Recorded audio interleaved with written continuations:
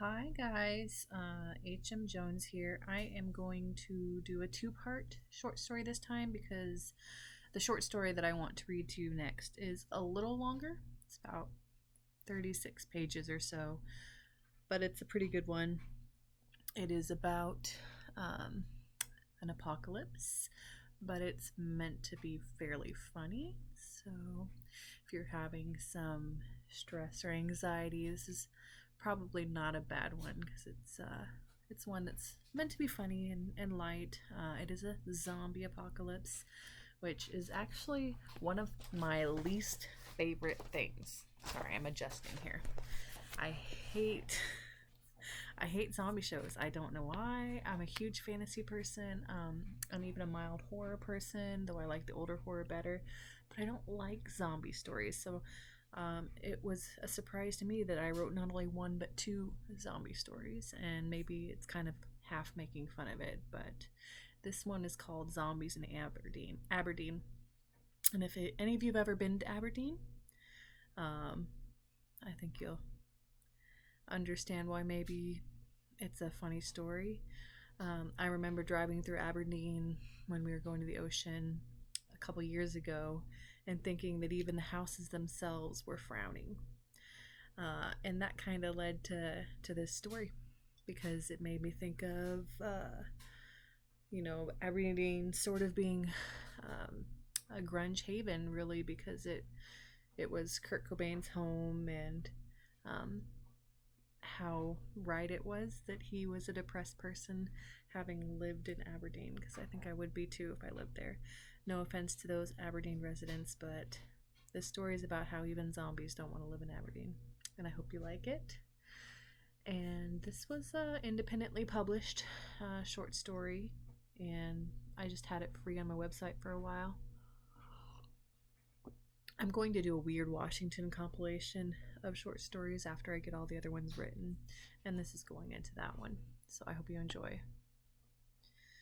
By the time the zombie hordes chewed their way through the lobster-flavored humans of the East Coast, gnawed the brains of the cushiony corn-fed Midwesterners, and snacked on the sturdy calves of panicked mountain folk, the people of Washington state had a lot of time to prepare for the horde's arrival.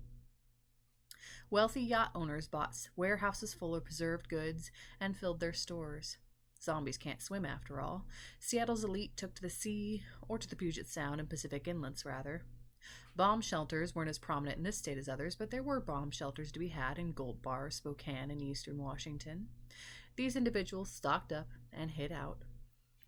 Many took to living in the frozen cold of high elevations. Zombies weren't great with inclines, though they persistently tried to stumble up steep mountainsides after the fit outdoorsy portion of Washington's REI elite. Zombie avalanches were frequent in the higher altitudes. They'd roll comically down steep mountainsides, foiled by gravity, their greatest foe. Others took to the trees. It turned out that Washington state was lousy with tree houses. Mount Rainier, Falls City, Seattle, Whidbey Island, and so many other places hosted treehouse bed and breakfasts, treehouse resorts, treehouse suites. Local citizens organized builds to add to the existing structures to accommodate more people. Eventually, most zombie hordes converged full force on the evergreen state. Food ran out on the ships, treehouses, mountains, and bomb shelters. Scouts sent for supplies were often eaten or turned. Those who made it to stores, warehouses, and residences and returned didn't have much to show for it. Too many desperate people already raided the city stores. Zombies were everywhere, and they were fairly settled in the West Coast, having nowhere left to go. People were soon starving, left as ravenous as the zombies they feared. Some humans even fantasized eating their fleshier companions in times of weakness. Ironically enough, starvation took the lives of many of these survivors, who then woke and preyed upon the same friends they'd ashamedly dreamed of munching when alive. The horde was hungry too, and would eventually die without sustenance, but they could starve for much longer than humans, could live long past their ability to move. Desperation and hunger were the survivors' constant companions, until the days the signs appeared, nailed to trees, taped to poles, held under rocks and cans of precious, scarce food. The signs all said the same thing. Aberdeen, come as you are. be as you were. A sentient, non-shambling being was sending the remaining citizens of Washington a message. Sanctuary. There is a place where people are as they were, and that place was Aberdeen. "Are you sure, Stiles?" Millie questioned her third husband, her voice thick with doubt. Stiles was her second post-apocalypse marriage. She had a habit of marrying men not as sturdy as she. Life in Zombieland was bound to be short, so she left very little time for mourning after her first post-apocalypse marriage ended in a shambler's awaiting maw. She had many mottos she flung about when people asked why she married again so quickly. "You only get to live once," or "Don't wait when it's true love." Lately, her motto was less romantic. "There's strength in numbers." Truth was, having a husband made life more normal, and any semblance of normalcy was worth clinging to. She hoped Stiles lasted the journey. She knew her voice sounded plaintive, possibly whiny, when she questioned his decision to finally move on. Even if moving from the relative safety of their colony's treehouse to pursue a life in the most downtrodden town in Washington state was their only course of action, she didn't have to pretend to like it. "We need a community. Here it's only you, me, and the Martin family, and we're all starving." Stiles' white blonde brows furrowed in worry. She nodded in a resigned way, but didn't voice her concern that Stiles wouldn't make it as far as Aberdeen. She hoped she was wrong. Good men were literally hard to find these days. She took a deep breath before standing. "Okay, well, let's go talk to the Martins then. I imagine it'll be hard to talk Martina into it, but Carl can't wait to get out of here." Carl was a Hulk-like man who was comically afraid of everything. On top of his long list of fears was the fear of heights. Living in the treehouse colony had been harder on him than on his family. His fear had served him well in the post-apocalypse. Caution kept him alive. Whether that life was worth living. Millie and Stiles made their way across the sturdy swinging bridge to Martin's tree home. The Martin family had been the owners of the treehouse resort before it was expanded into a treehouse village. As such, they occupied the largest, most enhanced home. Martina was the brains of the operation. Despite her husband's objections with heights, she used their savings to construct a cedar-shingled treehouse Airbnb on their large lot. People went nuts for it. She added smaller treehouse additions to the lot and erected a centralized bathing and cooking station on the ground. Around the covered pool, she made so much money from the venture she was able to quit her job as an attorney. When the apocalypse hit, she immediately set out an announcement: "Help us extend our treehouse resort. Build your own home and survive." Millie rubbed her face, staring absently towards the Martins' large beige hive-shaped home, decked out in cedar shingles. Living here would be a dream come true, without the persistent groaning of the horde of zombies that slugged around at the foot of the trees. Millie refused to look at them. Some of the zombies were sure to wear the faces of her recently fallen neighbors. Many of them died going on secret kitchen raids. They still had food, after all. The people who attempted it were like starving fish lured to fat worms wriggling from a hook. They were always caught. Zombies weren't fast, but they were many, and they were growing increasingly hungry. They'd broken down the gates surrounding the kitchens and the pool area on the third day. The community was trapped high above their food. Starvation took some of them, leaving or trying not to die by starvation took some. Diving headfirst off the balcony took the rest. Millie tapped politely on the wooden branch door to the Martins' home before announcing herself. "Martina, Carl, it's me, Millie. Can we come in?" Suddenly, an immense weight slammed against the door, toppling Millie backwards into the wraparound deck. This familiar sound of guttural growls, the attack mantra of the undead, played on the other side of the door. She heard Stiles curse, but the door blocked her view. Did I just lose another husband? "Hey, over here! I'm over here, you undead piece of shit!" she bellowed. Martina poked her buzzed head out the window nearest Millie. "Millie, please watch your language. Curtis is inside, and that's my husband you're talking to." Millie was too preoccupied to argue.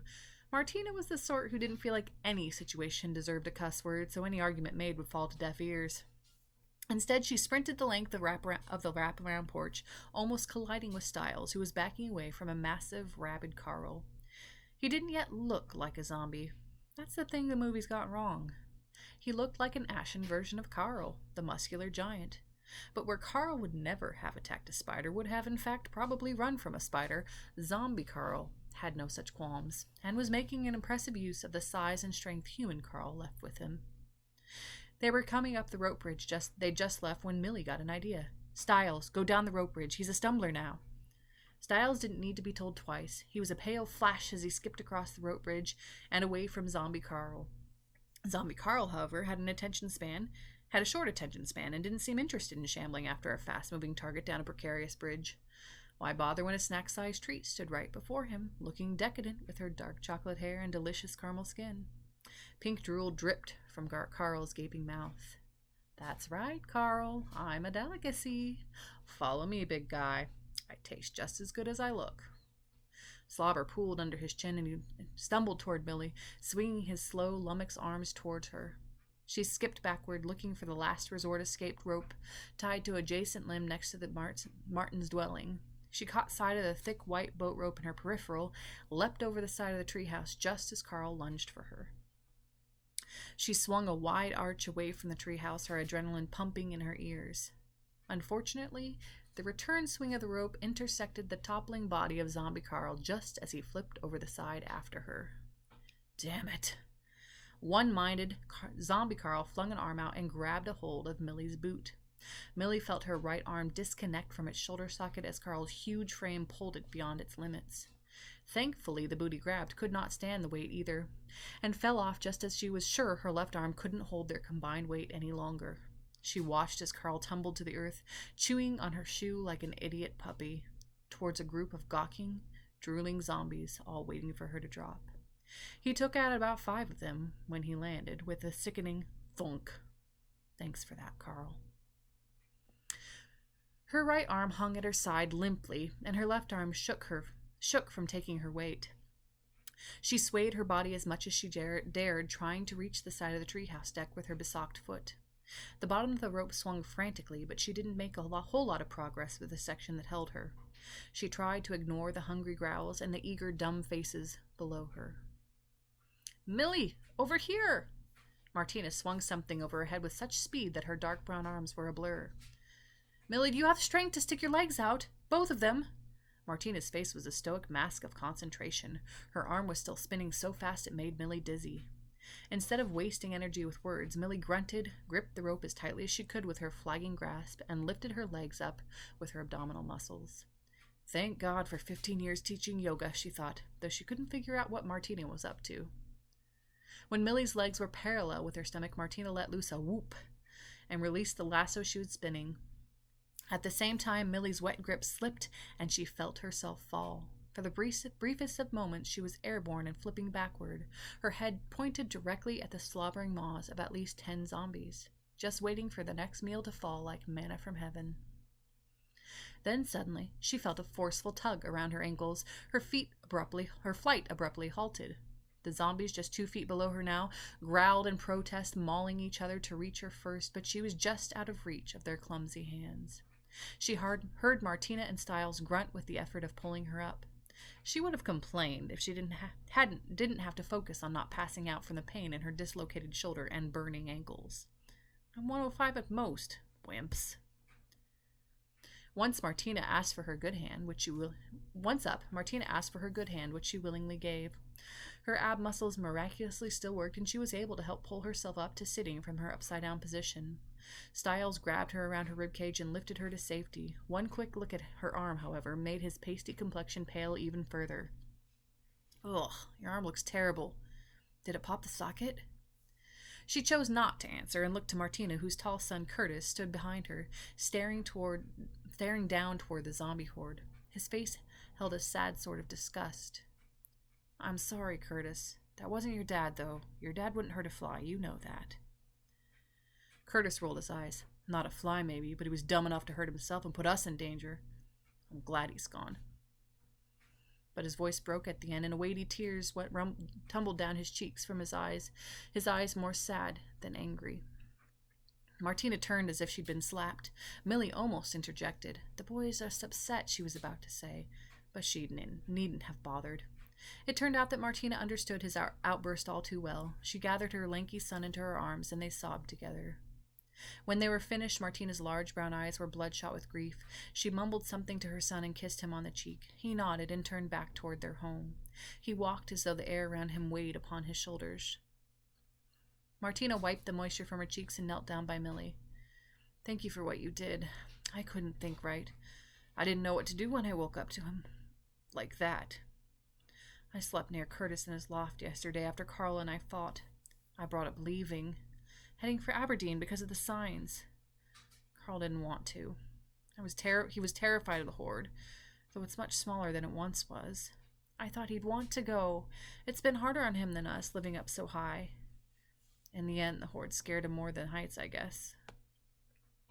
She paused as the next sentence took all her energy to say.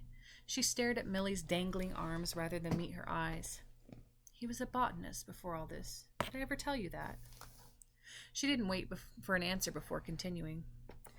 He'd been collecting poisonous plants this whole time, without having to leave the trees. Seems many poisonous leaves grow right here, where we made our home. I don't know how many he ate. Must have been a lot. When I woke to a grunting corpse with Carl's face. Around his mouth, it was just bloody foam. Plants were scattered all over the floor. Vomit. She took a ragged breath. It's not that I don't understand the urge. He's always had problems with depression, and the added anxiety didn't help. But I just can't figure out why he did it the way he did it. I'm angry about the fact that he did it, but I'm madder that he didn't do it in another home. What was he thinking? Why did he put us through that? He could have killed us. Millie shrugged. She wouldn't say what she was really thinking. Martina was hurting, and she didn't want to make it worse. Carl wasn't thinking. The whole situation had driven him off the edge. When he poisoned himself, it was in a sick state. His personality, his brain processed things different than Martina's. Martina had the type of personality that rose to the challenge, that hardened with each blow. Carl was strong physically, but he was soft and sweet on the inside. And maybe he didn't want his family to have to live through this. Millie couldn't say any of that, not with pieces of Carl splattered next to the swimming pool. You were right. We need to move on. I'm so sorry about all of this. I really am, but I still want to survive. I think you do too, or you will, for Curtis. Martina sighed and wiped her dark brown cheeks. Her eyes hardened as she nodded. Lay back. We'll go after I push your arm back in place. Just a second. After the excruciating return of her arm into her shoulder socket, the remaining survivors huddled with their few belongings and preserved goods in Millie and Stiles' abode. I've been preparing for our inevitable departure for a few days now, Stiles was telling the woe-begotten band. And I've managed to capture, 2 live squirrels. I made a cage. I can lower it down, just out of reach of the Horde. There's a latch that I think the rodents will eventually figure out, but until then it might distract the Horde long enough that we can sneak down the opposite way. I've checked the perimeter around the 3rd bathhouse, and it's pretty clear. They all gathered here because that's where we, the food, are. But we all know they're just as likely to eat other mammals, especially if they're easier prey. Millie nodded along. He told her all this earlier. She scanned the faces of the other 2, but found only resignation. It wasn't a great plan, but it was the only plan they had. After a few minutes of awkward silence, Martina stood. Okay then. We die if we stay. If we go, we have a chance. It's still early. Let's go. And go they did. Millie found another pair of shoes in an abandoned home, and they left. To everyone's surprise, the squirrel plan went off without a hitch. The zombies stared dumbly above at one uninterested mammal busily playing with an easy release latch on a stick. An easy release latch stick on the cage, while the other happily snacked on a nut. The undead reached and grunted and mowed over each other, trying to nab the tasty squirrels, while the bigger prize snuck away down the backside of the treehouse. No one breathed in relief or said how easy it was to foil the monsters. Since zombies were now a reality, they'd all grown decidedly more superstitious and didn't want to jinx themselves. Though Stiles did smile in a smug way. Once they were a little more than a mile down the main road. Curtis mumbled about how the main road was always a problem in zombie movies. People dead in their cars, abandoned vehicles, confused zombies hanging out in hordes around places where no living person roamed. Turns out, That was not the case in reality, however. Zombies had no interest in places void of food. The small group was hoping to find cars abandoned full of gas along the road. That's something that happened in movies, right? Alas, no cars were to be found, no fast escape to be had. It makes sense. Most people stockpile gas when they headed west, and I'd certainly stay in a fast moving vehicle too if I had one. I suppose we could head back to Olympia and get our cars, but that sounds like a death sentence. It's probably a day or two foot travel to Aberdeen. I say we stay clear of cities since we know the hordes gathered there early on. Let's travel with the road in sight. Maybe we'll get lucky and find a car. Millie looked at her group, waiting for other suggestions, but none came. Curtis looked sad but determined. He clutched a heavy black taser at his waist, one of the remaining weapons the group had. Martina's eyes were distant, focused on a sign on the road that read, Aberdeen, 50 miles. Stiles just shrugged. Millie knew that her husband was probably pretty happy to be on firm land, walking again. He was rigid about keeping his shape and helped her stay fit and ready to flee too. His motto was burned in her brain. Strong bodies matter more than strong brains. We have devolved. It was pretty strange, actually, since he was a rather heavy-set computer programmer when they first met, and she was a career yoga instructor. Pasts didn't matter anymore. Only presence mattered. Only surviving. After a few hours of skirting around skinny hordes of slow-witted and snail-paced zombies, they made it to a little town called Elma. Elma was a commercial town pre-zombies, much of the commerce centered around the lumber and farm trade, but there were a couple of gas stations, grocery stores, and shops too. They managed to hit up a gas station on the outskirts of town, where they picked a few meager snacks and drinks. There were about 3 corpses trapped in the station, but they'd been too long without sustenance. They'd melted into decayed zombie pools upon the floor, but attempted to clutch Millie as she stepped past them to grab whatever was left on the shelves behind them. Mostly these weird seed-packed crackers. There was a few cans of tangerine seltzer waters left as well, so she grabbed them and the group continued on. They walked out in the open, past tiny hordes for many miles. Once in a while they broke into a weak jog when the undead attempted a lame pursuit. By nightfall they found some good climbing trees and an apple orchard behind an old farm. They were able to climb to the top and pick some fat apples that had yet to be claimed. They did this all out of sight of the undead, so that they were left to sleep on precarious branches without the sound of groans and growls accompanying them. Since they'd all grown used to the groans, the absence of them made for a night that was almost too quiet. Like growing used to traffic, the noise was now their lullaby. They slept restlessly, afraid they might fall from the limbs if they slept too soundly. The next day they were able to climb right down from the trees and continue on their way, easily avoiding the sluggish hordes they'd encountered. By that time, Stiles grew brave enough to joke about a zombie in lingerie not far outside of Satsop. How'd you like to be the poor sucker who woke up to that? Stiles pointed out, and everyone chuckled. Sure, the comment might be insensitive, but one became a little less touchy during the apocalypse. By the time Stiles stopped walking and threw himself down on an empty hillside, everyone followed suit. Is it just me? Or is this whole avoiding hordes thing a lot easier than you thought it would be? It was funnier that the silent, brooding Curtis was the first to speak this awful realization. Martina bit her lip, looking as though she was trying to hold back tears. She clutched the tall grass of the hillside in clenched fists. The group was discomfited by her vulnerability. The only time Millie had seen her cry was just after Carl went over the rails. Millie's throat felt tight and dry. Her stomach clenched and she blinked slowly a few times. She too felt wetness upon her cheek and stared as if she'd been slapped. She wiped the wetness away in a daze, looking at it for a moment. She looked up confused, trying to locate the answer to what was happening inside her, and Stiles' steady face. But at that moment his face wasn't the steady, determined mask she'd grown used to. It was drawn in heavy lines, bright red and damp with tears. Millie went to him and cried loudly and heavily into his sharp ribby brace. She heard Martina and Curtis sobbing too, but did not turn to them. They stayed in the treehouse, in fear of hordes, rationing, almost starving, going slowly crazy. And for what? The hordes were slow, stupid, easily distracted, and wasting away. Did they ever have reason to be afraid? Were the hordes always like this? She tried to locate an answer, but could only find pain. Not that pain was bad. The release felt amazing, really. they'd all become so hard. All except Carl, and he'd gone out of his mind like the other sensitive ones. They cried for a few minutes when abruptly Curtis stood.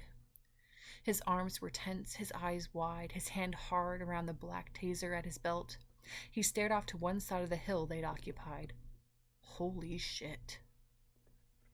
Curtis, Ryan, Warren, watch your mouth. Martina scowled, her cheeks flushed in anger. She stood, though, and followed his gaze, authority radiating from her body, until she saw what made Curtis curse. Then the authority leaked out of her as if she were a balloon deflating. Holy shit, she whispered in reverence. It was the first time Millie had ever heard the woman curse. It sounded like a prayer. Millie stood and turned reluctantly away from Stiles' warm embrace to meet a sight that sent her blood running cold. The largest horde of skinny, desperate zombies she'd ever seen was shambling toward their pitiful group several feet from where they were gathered. Why didn't we see them? Where'd they come from? Stiles' voice was strained but not terribly frightened. The trees to the left down the hill. Curtis' voice was a whispered awe. He started backing away. They just keep coming too. I thought the hordes were dying off. He wasn't wrong. The horde was massive. It was like those ridiculously organized zombies from the TV shows aired pre-apocalypse. Millie always laughed at how the giant horde snuck up on the show's unsuspecting heroes and heroines. How could they not hear them? How can a group of hundreds of zombies just sneak up on you? Now it was happening to her, and it was terrifying, so it surprised even her when she started laughing, hysterically, as if she were watching the horror from the comfort of her bed on her tablet. Uh-oh, I think it all finally broke Millie, Martina mused, backing away too. Come on, they're zombies, not marathon runners. If we jog a bit, we can put some distance between us and them. It was hard to continue the hysterical laughter and the running, and Millie wasn't actually broken, just worn, so she forced the hysteria down. The severity of their situation grew as they neared Aberdeen. Zombies were on every side of them except for ahead, which seemed so strange. The jogging did indeed distance them from the horde, but other hordes had joined, and the massive shamblers had grown so thick behind and to the sides of them that it was all they could do to keep out of the hungry mouths of the crazed, starved zombies. So it was that the small group, limp jogging after the 10th mile of their run, were doggedly pursued by a deafening horde of rotting people-eaters. Their hunger made them shuffle faster, but the size of the horde made it difficult for them to get very far without tripping upon one another, growling in frustration all the while. In this fashion, the bone-tired survivors dragged themselves the last mile to Aberdeen, all 4 of them intact but barely able to trot. When the telltale sign came into view, Aberdeen, come as you are. Millie felt like breaking down into another bout of hysteria. She might have, as she had the breath left for laughter. The 11-mile jog took everything from her, though, except a nagging sense of irony. Come as you are, and they did. They ran past the white and green sign exactly as they were. Dirty, ragged, wheezing, their sweat dried up miles ago. Curtis shot his taser at any zombie in their path, pacing strangely just outside the city limits of Aberdeen.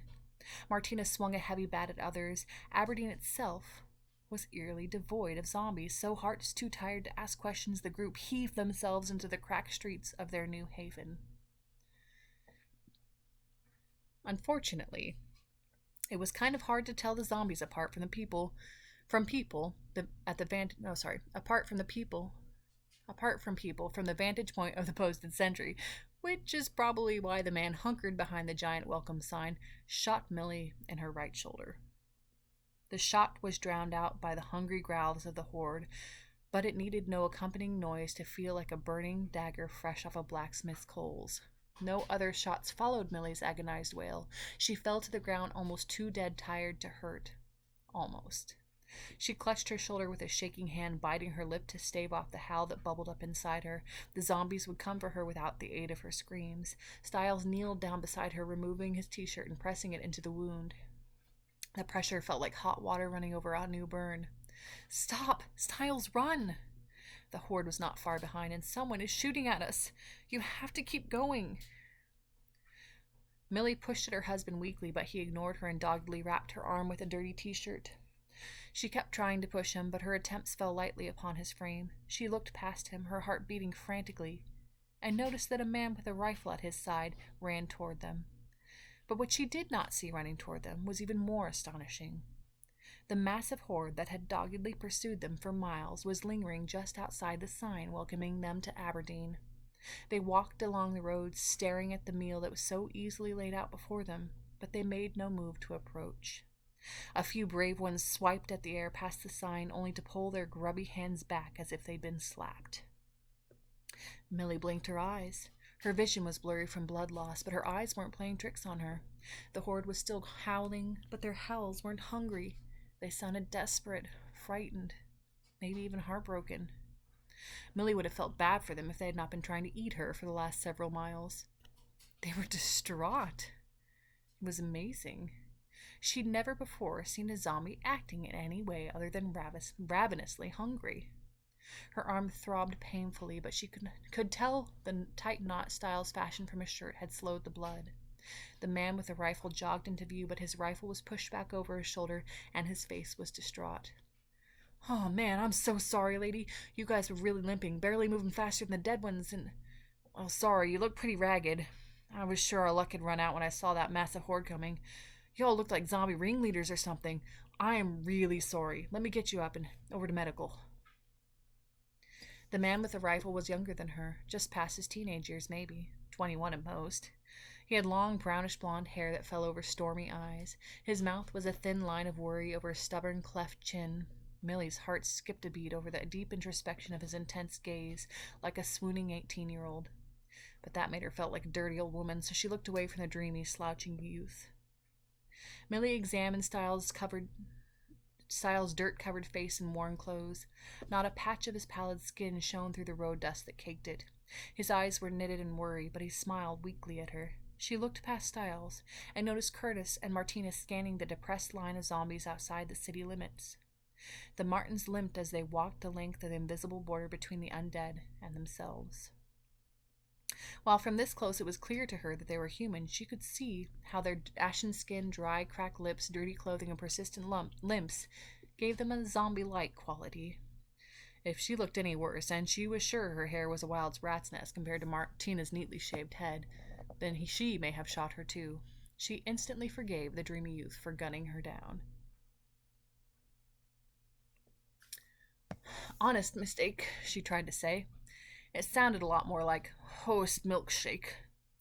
She blinked her eyes dumbly several times before attempting to stand. It was the wrong move. She couldn't manage to get blood to her brain or to her limbs. Her surroundings spun. Stiles' deep frown lines merged with the guilty pout of the young man holding her good arm. The sad horde and the stalking Martin family danced together. It looked like a hellish merry-go-round. She fell backwards into the youth's awaiting arms, but she was not awake to appreciate it. Okay, so that is the first part of Zombies in Aberdeen. The second part is strange. It's a strange story, but I like it. It deeply amused me to write it, and I am very eager to write some more Washington stories, which I have in short form, kind of plotted out, but not all the way written. So that was part 1, and I will finish part 2 and post it tomorrow.